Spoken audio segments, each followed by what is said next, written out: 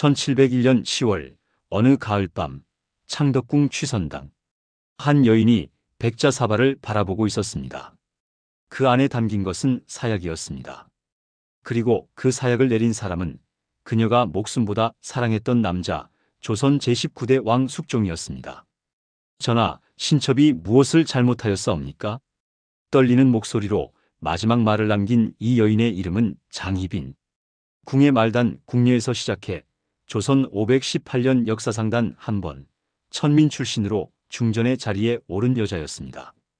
왕의 사랑 하나만 믿고 정권을 2번이나 뒤엎었고 조선 최고의 권력을 손에 쥐었던 여인이기도 하지요. 그러나 그 뜨거운 사랑은 결국 독이 되어 사랑하는 남자의 손으로 생을 마감하게 됩니다.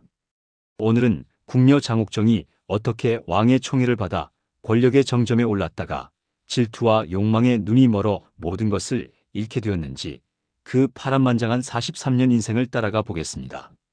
지금 구독과 좋아요, 알림 설정, 그리고 여러분 의견을 댓글로 남겨주시면 더 깊이 있는 한국사 이야기를 계속 들려드릴 수 있습니다.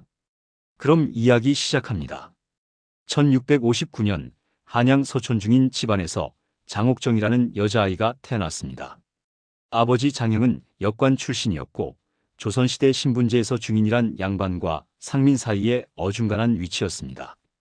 벼슬길에 오를 수는 있었으나 높은 자리는 꿈도 꾸지 못했고 아무리 재주가 뛰어나도 천장은 정해져 있었지요. 장옥정은 어려서부터 총명했습니다. 글을 읽고 쓰는 것은 물론이고 검은고와 노래에도 재주가 있었습니다. 하지만 중인 집안딸이 갈 수 있는 길은 많지 않았습니다. 좋은 혼처를 찾거나 궁궐에 들어가 궁녀가 되는 것 정도였지요. 1671년 13살이 된 장옥정은 궁궐로 들어갑니다. 명성대비, 즉 숙종의 할머니가 되는 분의 처소에 배속되었습니다. 궁녀라 불리는 말단 궁녀였습니다. 궁녀들 중에서도 가장 낮은 계급이었지요. 궁궐 생활은 엄격했습니다. 새벽 4시에 일어나 처소를 정돈하고 상궁들의 분부를 받들어 심부름을 다녔습니다. 실수라도 하면 매가 날아들었고 궁궐의 법도를 어기면 쫓겨나기 일쑤였습니다. 하지만 장옥정은 달랐습니다. 궁궐의 예법을 빠르게 익혔고 무엇보다 사람의 마음을 읽는 재주가 있었습니다. 상궁이 무엇을 원하는지 주인마마가 어떤 기분인지 금방 알아차렸지요. 세월이 흘러 1674년 현종이 갑작스럽게 승하하고 14살의 어린 왕이 즉위합니다. 바로 숙종이었습니다. 어린 임금이 할머니 명성대비의 처소를 자주 찾았고 그때마다 차를 올리고 시중을 드는 것이 장옥정의 몫이었습니다. 처음에는 그저 궁녀와 임금의 관계였습니다. 하지만 어린 왕의 눈에 장옥정이라는 여인이 들어오기 시작했습니다. 말을 걸면 재치 있게 대답했고 검은고를 타라 하면 구슬픈 가락을 뽑아냈습니다. 무엇보다 그녀는 왕을 왕으로만 대하지 않았습니다. 때로는 나이 어린 소년처럼 대해주었지요. 숙종에게 장옥정은 처음 만나는 여자였습니다. 왕비 간택을 앞두고 있었지만 그것은 정치적 혼인일 뿐이었습니다. 하지만 장옥정과의 만남은 달랐습니다. 마음이 통하는 느낌이었습니다. 시간이 흐를수록 두 사람은 가까워졌습니다. 1675년 숙종은 김만기의 딸을 왕비로 맞이합니다. 훗날 인경왕후로 불리게 될 뿐이었습니다. 하지만 이 혼인은 불과 몇 년 만에 비극으로 끝납니다. 1680년 인경왕후가 후사도 없이 20살의 젊은 나이로 세상을 떠난 것입니다. 왕비가 세상을 떠난 뒤 숙종의 곁에는 장옥정이 있었습니다. 슬픔을 나눌 수 있는 유일한 사람이었지요. 왕의 마음은 점점 더 깊이 그녀에게로 기울어갔습니다. 과인에게는 그대밖에 없소. 어느 날 밤 왕이 장옥정에게 속삭였습니다. 22살의 장옥정과 20살의 숙종, 두 사람의 사랑은 그렇게 깊어져 갔습니다. 하지만 궁궐에서 왕의 사랑을 받는다는 것은 축복만은 아니었습니다. 1680년 조정에 큰 사건이 터집니다. 경신왕국이라 불리는 정치적 대격변이었습니다. 남인 세력이 몰락하고 서인 세력이 집권하게 되었지요. 이 와중에 장옥정은 남인과 가까운 인물로 지목됩니다. 더구나 명성대비가 궁녀 주제에 왕을 현혹한다며 노발대발했습니다. 결국 장옥정은 궁 밖으로 쫓겨납니다. 궁녀로 들어온 지 9년 만에 왕의 총애를 받기 시작한 지 불과 몇 년 만의 일이었습니다. 궁 밖에서의 삶은 고통스러웠습니다. 한번 궁녀로 들어간 여자는 평생 시집도 갈 수 없었습니다. 장옥정은 한양 어느 한적한 곳에 머물며 하루하루를 견뎠습니다. 언젠가 다시 전하를 뵐 수 있을까? 밤마다 궁궐 쪽을 바라보며 눈물을 흘렸습니다. 왕을 사랑했기 때문이기도 했지만 궁 밖에서는 갈 곳이 없었기 때문이기도 했습니다. 세월이 흘렀습니다.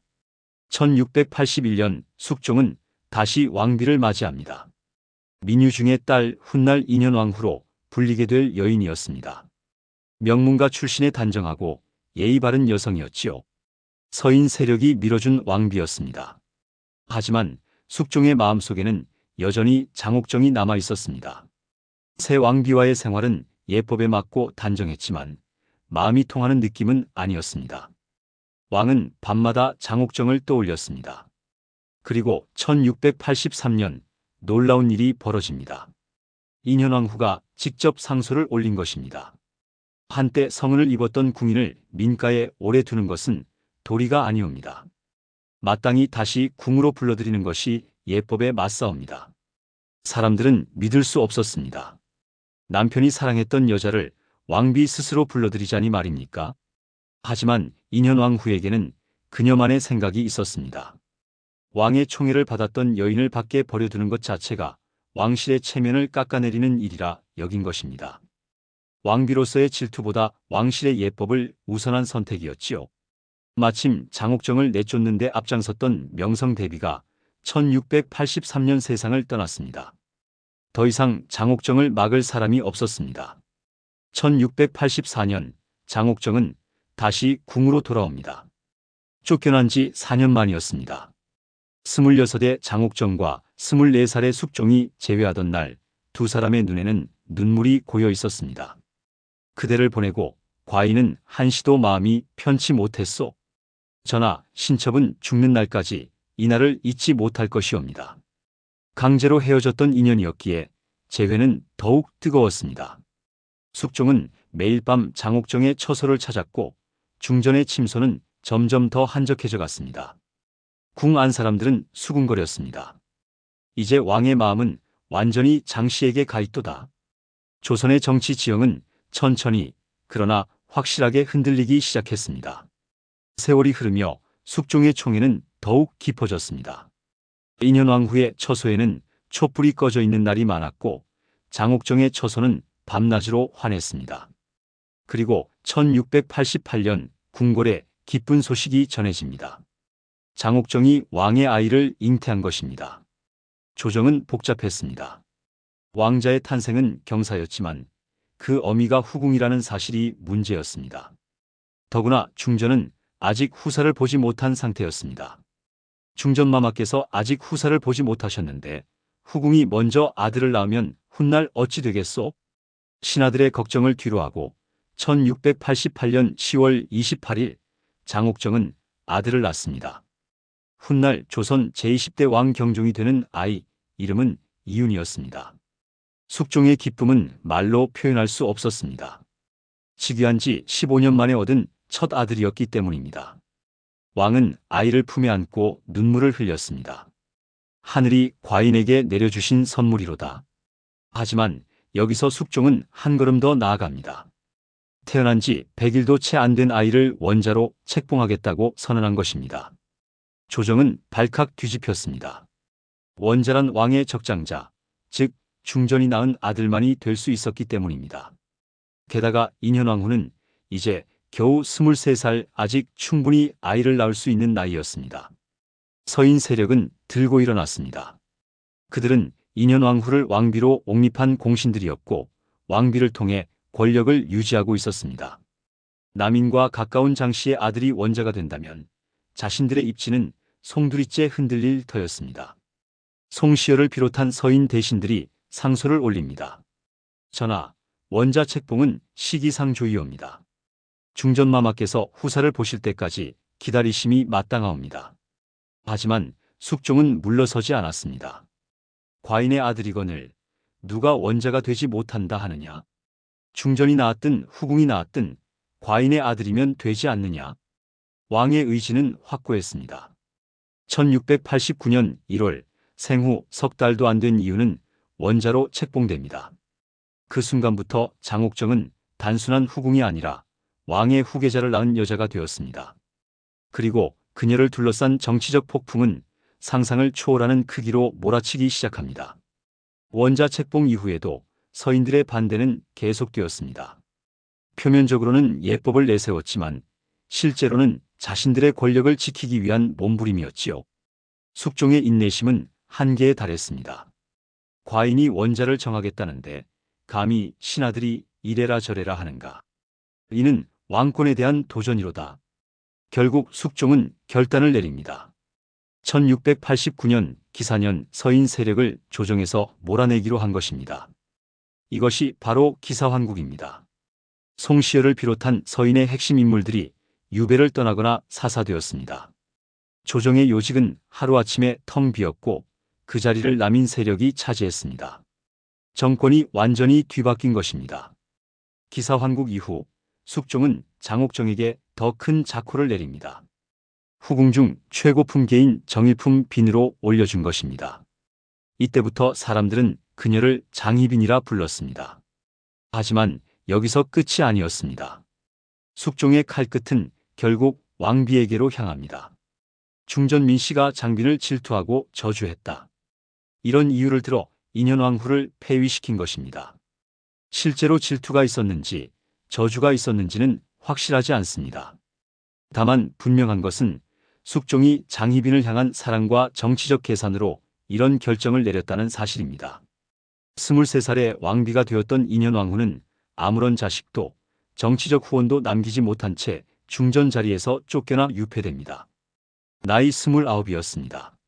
그리고 그 빈자리에 장희빈이 오릅니다.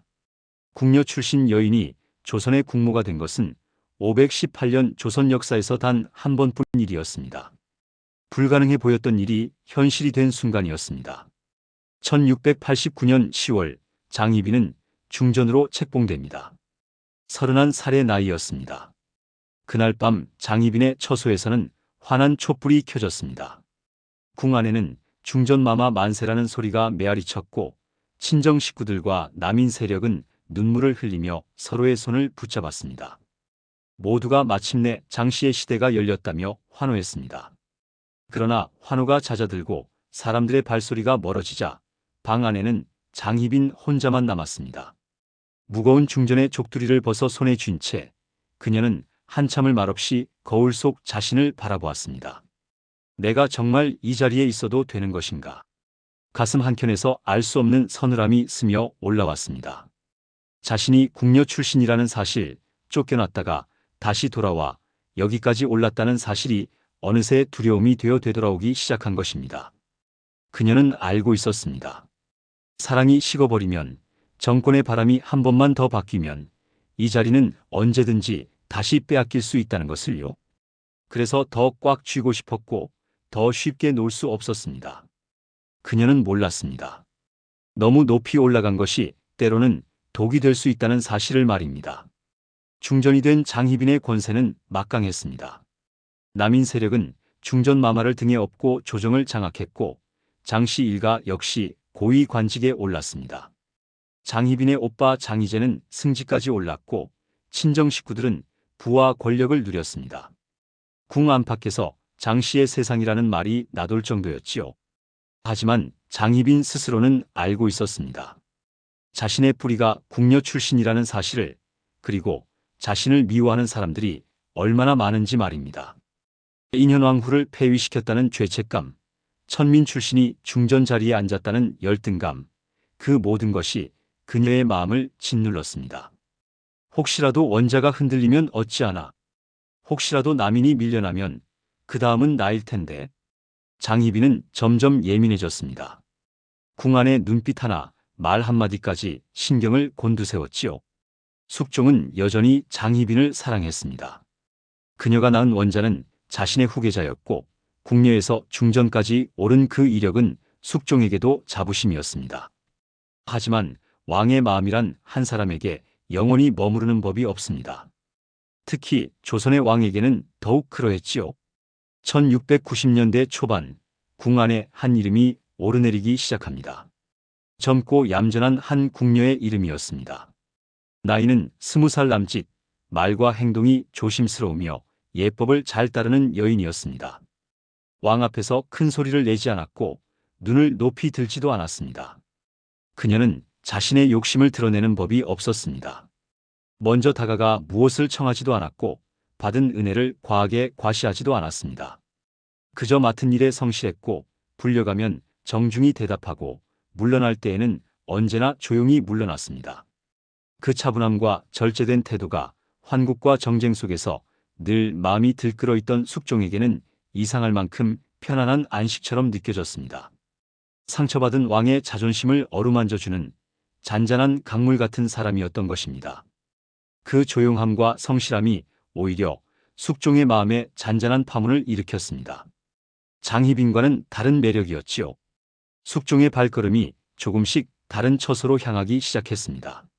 처음에는 단순한 호기심이었을 것입니다. 하지만 시간이 흐르며 그 발걸음은 점점 잦아졌습니다. 이 사실이 장희빈의 귀에 들어가는 데는 오래 걸리지 않았습니다. 궁궐에서는 소문이 발소리보다 빨랐으니까요. 전하께서 요즘 젊은 궁녀의 처소를 자주 찾으신다 하옵니다. 측근 상궁의 말에 장희빈의 손이 떨렸습니다. 찻잔을 들던 손에서 힘이 빠져나갔습니다. 누구라 하였느냐? 최씨 성을 가진 궁녀라 하옵니다. 그날 밤 장희빈은 잠을 이루지 못했습니다.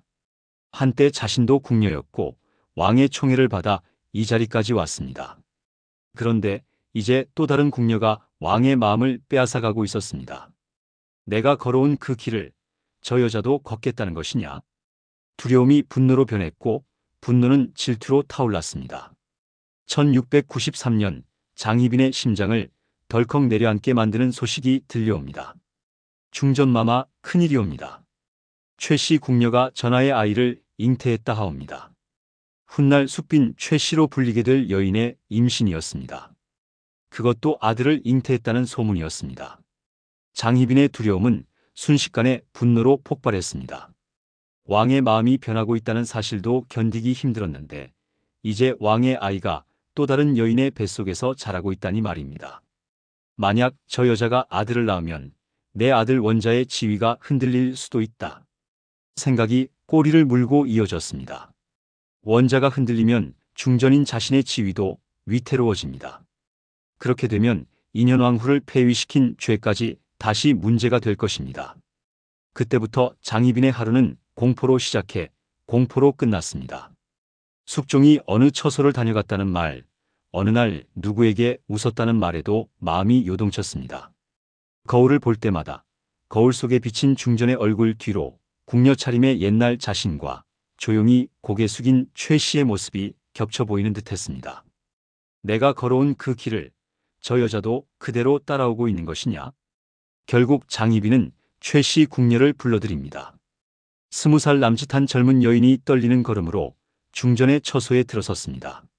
무릎을 꿇고 절을 올렸습니다. 중전마마, 죽을 죄를 지었사옵니다. 장희빈은 차갑게 내려다보았습니다. 내가 감히 전하의 아이를 품었다 하더냐? 그 아이가 세상 빛을 보리라 생각하느냐? 마마, 신첩은 그저 전하의 분부를 따랐을 뿐이옵니다. 분부를 따랐다고? 내가 조심했더라면 이런 일은 없었을 것이다. 목소리는 점점 날카로워졌고 말은 점점 거칠어졌습니다. 기록에 따르면 장희빈은 최 씨를 심하게 몰아붙이며 모욕을 주었고 곁에 있던 궁인들마저 숨을 죽일 정도로 완전히 이성을 잃은 모습을 보였다고 전해집니다. 궁궐 사람들 사이에는 항아리에 가두었다느니 뱃속의 아이까지 해치려 했다느니 하는 과장된 이야기까지 떠돌았습니다. 그것이 모두 사실이었는지 어디까지가 소문이었는지는 지금 우리가 정확히 알 수 없습니다. 그러나 한 가지 분명한 것은 그날 장희빈이 최 씨 한 사람만을 향해 분노한 것이 아니라는 점입니다. 자신을 이 자리까지 끌어올린 사랑이 식어가는 공포, 중전 자리에서 다시 쫓겨날지 모른다는 두려움, 원자의 미래가 흔들릴지 모른다는 불안이 한꺼번에 폭발한 순간이었습니다. 그렇게 소리치고 나서도 사람들을 물러나게 한 뒤 조용히 홀로 남았을 때 장희빈은 손이 떨려 찻잔조차 제대로 들지 못했습니다. 이렇게까지 해야만 하는 것이냐? 가볍게 삼킨 한숨이 가슴 깊숙한 곳에서 울음처럼 올라왔습니다. 이 사건은 결국 숙종의 귀에도 들어갔습니다. 왕은 분노했습니다. 중전이 감히 과인의 후궁을, 그것도 아이를 벤 후궁을 이처럼 몰아세우다니. 숙종의 눈에 장희빈을 바라보는 시선이 달라지기 시작했습니다. 예전에는 사랑과 연민이 담겨 있었다면 이제는 두려움과 피로가 섞여 있었습니다. 중전이 너무 변했도다. 예전에 그 사람이 아니로다. 사랑이 지나치게 뜨겁게 타오르면 언젠가 재가 되어 흩어집니다. 장희빈과 숙종 두 사람은 그 사실을 너무 늦게 깨닫고 말았습니다.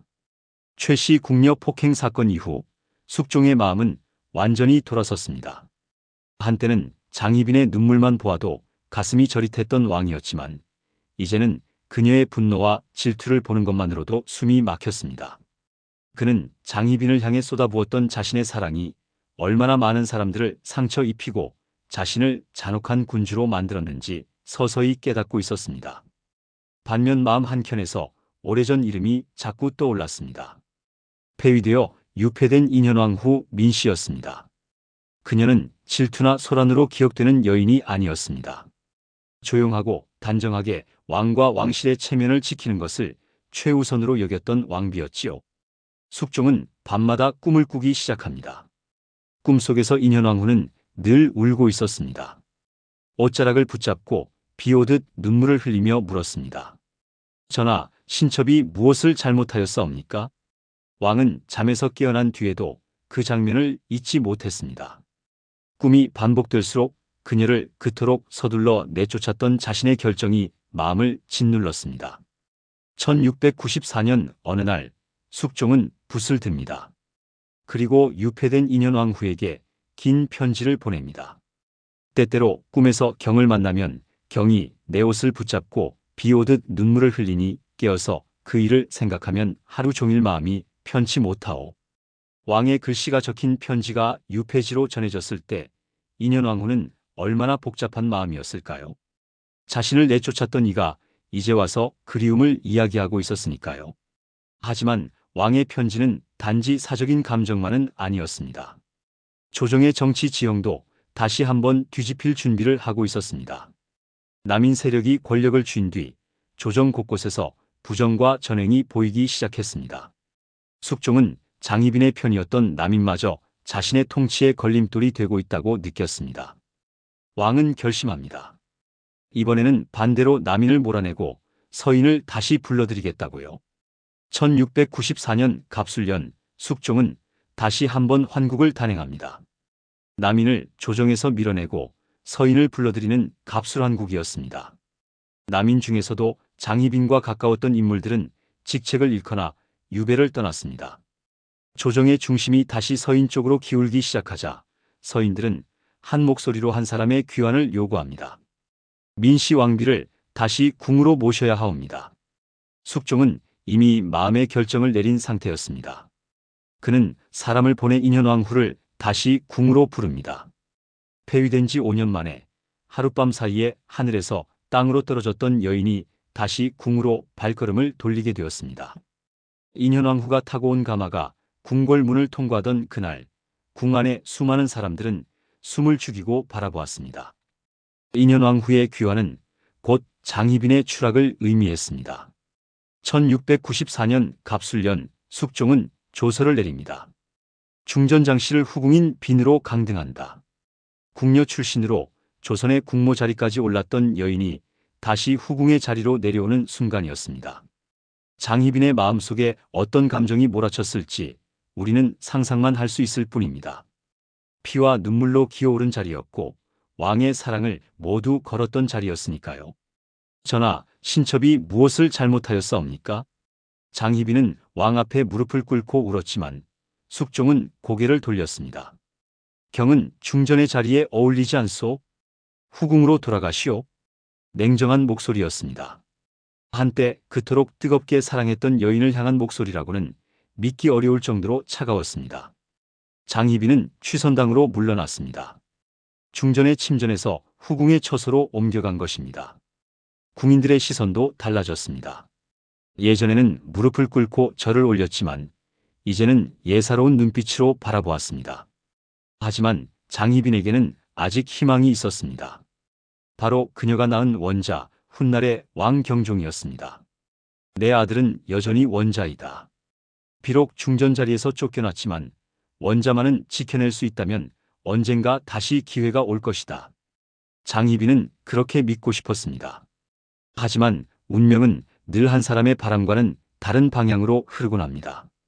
1694년 갑술한국으로 다시 중전이 된 인현왕후는 조용히 궁궐 생활을 이어갔습니다. 하지만 그녀는 끝내 후사를 보지 못했습니다. 반면 1695년 숙빈 최 씨가 아들을 낳습니다. 훗날 조선 제21대 왕영조가 되는 아이였습니다. 장희빈에게는 청천벽력 같은 소식이었습니다.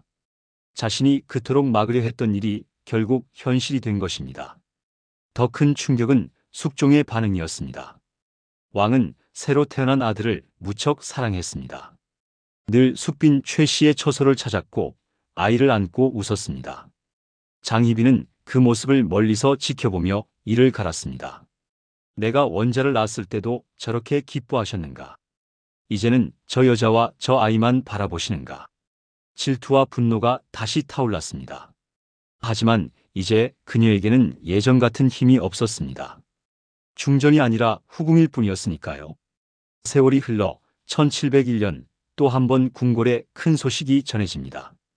인현왕후가 갑작스럽게 세상을 떠난 것입니다. 공식적인 사인은 병사였습니다. 하지만 사람들의 입에서는 다른 소문이 나돌기 시작했습니다. 중전마마께서 돌아가시기 전에 이상한 일이 많았다더이다. 부적과 약재 이야기가 있지 않았소? 장씨 쪽에서 저주를 걸었다는 말이 있소이다. 소문은 눈덩이처럼 커졌습니다. 인현왕후의 죽음 뒤에 장희빈과 관련된 무속과 저주가 있었다는 의혹이었습니다. 인현왕후의 죽음을 둘러싼 의혹이 커지자 숙종은 직접 국문을 열었습니다. 관련된 무당과 궁인들이 끌려와 신문을 받았습니다. 고문이 이어졌고 누군가는 죽음의 두려움에 떨며 장희빈의 이름을 댔습니다. 장씨께서 무당을 불러 중전마마를 저주했사옵니다. 인형을 만들어 침을 꽂았다 하옵니다. 약재를 섞어 보냈다는 말도 있사옵니다. 진실이 무엇이었는지는 확실하지 않습니다. 혹시 모함이었을 수도 있고 실제로 있었던 일일 수도 있습니다. 하지만 중요한 것은 숙종의 마음이 이미 돌아올 수 없는 강을 건넜다는 사실입니다. 숙종의 눈에 장희빈은 더 이상 사랑했던 여인이 아니라 국무를 저주한 죄인으로 보이기 시작했습니다. 중전을 저주하다니 이는 용서할 수 없는 죄로다. 왕은 마침내 냉혹한 결정을 내립니다. 장희빈에게 스스로 목숨을 끊으라는 명을 내린 것입니다. 사약을 내리는 명령이었습니다. 1701년 10월 어느 가을밤 창덕궁 취선당 사약이 담긴 백자 사발이 장희빈 앞에 놓였습니다. 그 사발을 내리도록 명한 사람은 그녀가 세상 누구보다 사랑했던 남자 숙종이었습니다. 43살의 장희빈은 그 사발을 바라보며 생각했을 것입니다. 궁녀로 처음 궁에 들어오던 날 숙종의 눈빛이 처음 자신을 향해 머물던 순간 궁녀에서 빈 그리고 중전으로 오르던 날까지 모든 것이 꿈처럼 스쳐 지나갔을 것입니다. 전하, 신첩이 무엇을 잘못하였사옵니까? 마지막 말을 남기고 장희빈은 떨리는 손으로 사발을 들었습니다. 조선의 왕비 자리까지 올랐던 한 여인의 삶은 그렇게 비참한 결말로 끝을 맺었습니다. 오늘 우리는 궁녀 장옥정에서 장희빈 그리고 중전장씨로 올라갔다가 다시 사약한 사발 앞에 무릎을 꿇기까지 한 여인의 파란만장한 43년 인생을 따라가 보았습니다. 왕의 사랑을 등에 업고 환국을 일으킬 만큼 막강한 권력을 손에 넣었지만 그 사랑을 지키기 위해 선택한 방법들은 결국 그 사랑과 자신의 목숨을 함께 앗아가는 칼이 되고 말았습니다. 장희빈이 세상을 떠난 뒤 그녀가 낳은 아들 이유는 1720년 조선 제20대 왕경종으로 즉위합니다. 장희빈은 죽었지만 그녀의 피를 이은 왕이 왕좌에 오른 것입니다. 하지만 경종은 병약했고 재위 4년 만에 후사 없이 세상을 떠납니다.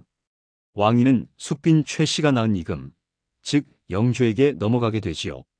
결국 장희빈이 그토록 지키려 했던 왕통은 4년 만에 끊어졌고 그녀가 그토록 미워했던 숙빈 최 씨의 아들이 52년간 조선을 다스리게 됩니다.